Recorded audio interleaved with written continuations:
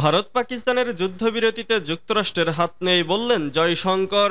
ভারত পাকিস্তানের মধ্যকার যুদ্ধবিরতিতে মার্কিন যুক্তরাষ্ট্রের কোনো হাত নেই বলে মন্তব্য করেছেন ভারতের পররাষ্ট্রমন্ত্রী এস জয়শঙ্কর। শুক্রবার নেদারল্যান্ডসের একটি সংবাদ মাধ্যমকে একথা জানিয়েছেন তিনি।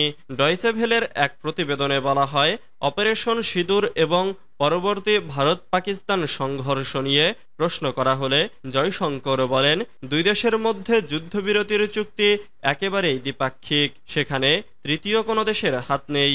তিনি বলেন, 10 মে পাকিস্তান ভারতের সঙ্গে হটলাইনে যোগাযোগ করে, তার ভিত্তিতে যুদ্ধবিরতির সমঝোতা হয়। অন্য অনেক দেশই পরিস্থিতি নিয়ে উদ্বেগ প্রকাশ করেছে এবং ভারতের সঙ্গে কথা বলেছে।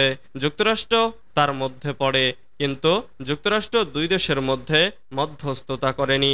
জয়শঙ্করের বক্তব্য, মার্কিন পররাষ্ট্রমন্ত্রী মার্কো রুবিও এবং ভাইস প্রেসিডেন্ট জেডি ভ্যান্স যথাক্রমে আমাকে এবং প্রধানমন্ত্রী নরেন্দ্র মোদীকে ফোন করে আশঙ্কার কথা প্রকাশ করেছিলেন, কিন্তু যুদ্ধবিরতি চুক্তিতে তাদের কোনো হাত ছিল না।